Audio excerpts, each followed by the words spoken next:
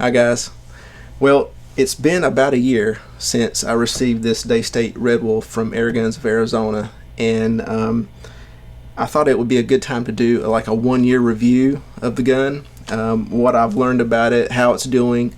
Before I do that though, I really need to give a shout out to Airguns of Arizona and Daystate for giving me the opportunity to shoot this awesome gun this year, and without them it would not have happened, and I really want to say thank you to both Daystate and Airguns of Arizona.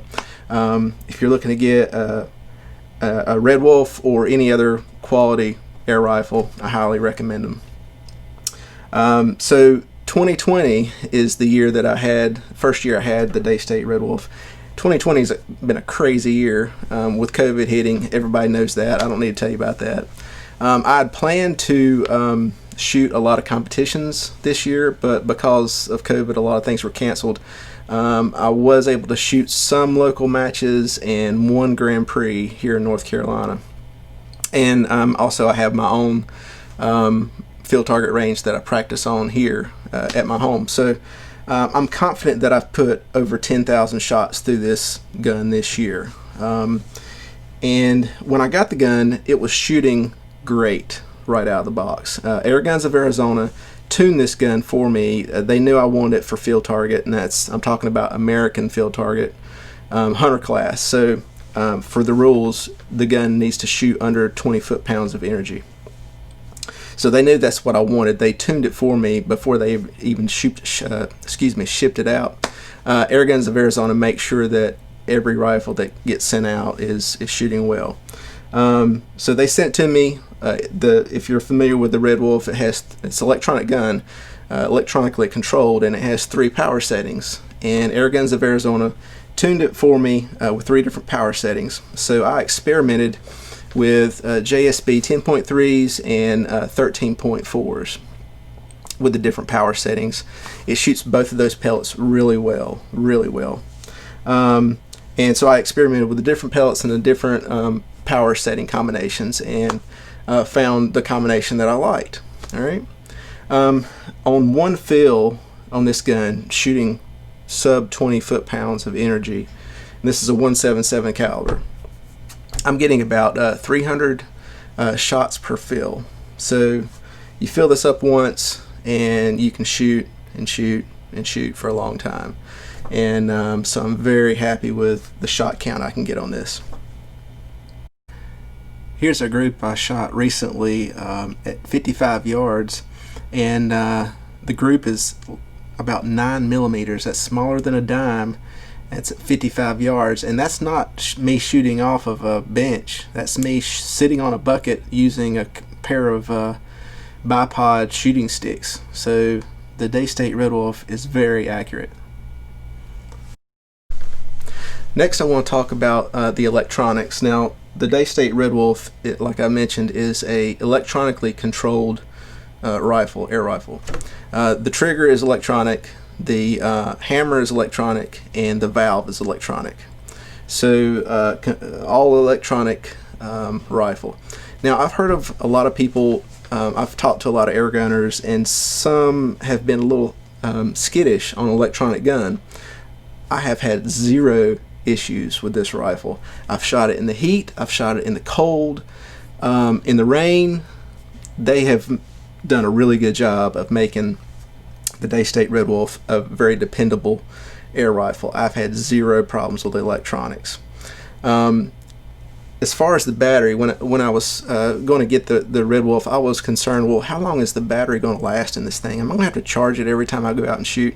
Not at all. The battery in this thing lasts a long time. I mean, a long time. I think I've only charged this thing maybe 3 times over the last year, and I think I'm getting about, give or take, I haven't really sat down and figured that out, but I know that I'm getting at least 3,000 shots per battery charge on this gun.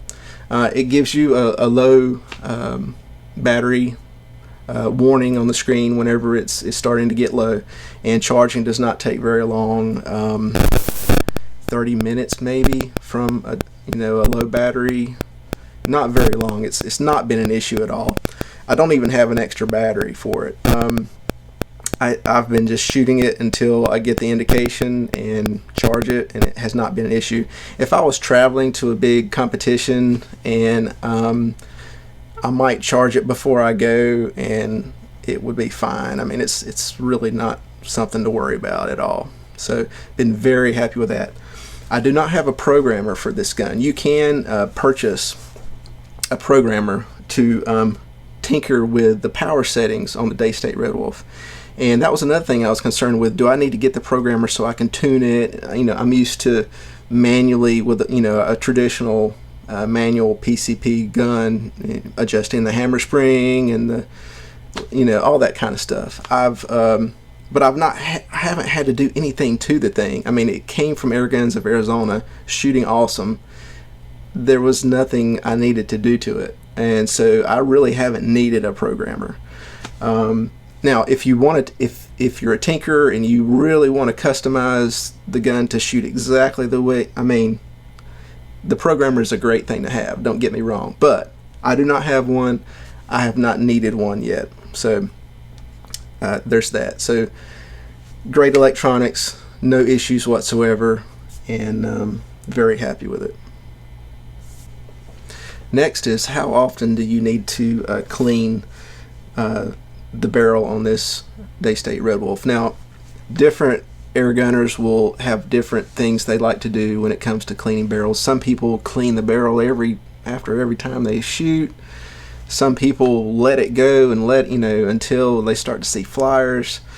Part of that is probably personal preference, but it's also different brands of air rifles and barrels, and then the kind of pellet you're using, and if you're lubing your pellets and that kind of thing make a big difference on how often you need to clean the barrel on your air rifle.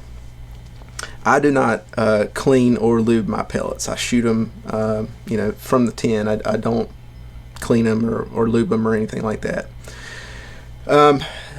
I've been getting thousands of shots through this thing without having to clean it. And in fact, over the summer, I guess I did an experiment and didn't really realize I was doing an experiment, but I shot over 4,000 shots through this gun before I started noticing a few flyers. And lots of times whenever you're shooting and you miss, or it doesn't hit where you think, oh, you'll blame, it must have been a flyer, it was a bad pellet, or it was my barrel must be. Lots of times it's the shooter. We tend to blame the equipment whenever we miss, but lots of times it's the shooter. You jerk the trigger, your hold is a little bad, and you're anticipating the shot, whatever it is. I've shot this gun long enough to know how accurate it is, and know when most of the time it's me. It's been very rare that it's been the rifle. It's almost always been me. But anyway, back to my story. Over the summer, I shot this thing, and I was like, why clean it? It's shooting so good. I mean, it was shooting awesome. I was like, I don't want to mess with the thing. I mean, it was shooting so good. So I didn't clean it, and I just went. Finally, I was at a match, and I noticed a few flyers, and I was like, yeah, I'm pretty sure that one wasn't me.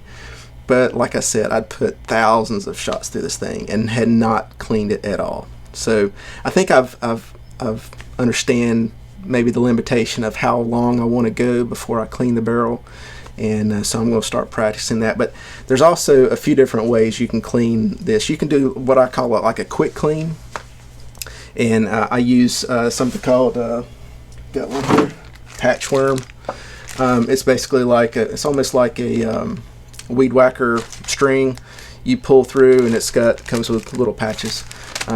You can clean the barrel without taking the shroud off. I usually stick a straw in the end just to get it past the air stripper, and I could just pull some dry patches through it just to sort of as a routine maintenance kind of thing. And I would do that. I don't know. I shoot a lot. I think a lot, but I might do that, I don't know, every few weeks or something. Just pull a couple of dry patches through, or maybe before a match, pull a couple of patches through, just to make sure there's not any grit or any lead shavings or anything like that. There shouldn't be, but just to make sure that everything's clean through there. You can do that, like I said, just stick a heavy straw through the end to get past the air stripper, pull your strips through. Another way would be to do a deeper clean and use some ballistol and same patchworm pull through, but you're going to be tempted to take off this shroud. To clean the air stripper, you have to take the barrel shroud off, of course. There's only 2 screws that hold on, little grub screws that hold on the barrel shroud. You're going to be tempted to stick a wrench right here because you can almost loosen it and get it off without taking off the stock. I wouldn't do that because you have the risk of scratching your stock. The stock is held on by one huge big bolt. It's easy to remove, and you can take the stock off, remove the barrel shroud, and pull your ballistol patches through, clean your barrel really good, clean your air stripper, and then put the shroud back on. Only goes on one way, lines up, and you're good to go. So pull the patches through till they're clean, that kind of thing. One thing I forgot to mention was the battery. Another thing I did is I added like a pull tab on my battery to make it easier to get in and out whenever I do the rare occasions I have to charge the battery. You can it's easier to pull the battery out if you have like a tab, something to grab a hold of. You don't want to be yanking on the wires, so all I did is take some packing tape and made like a tab on the battery, so I have something to grab a hold of and pull it out of the stock. So there's that. So back to cleaning.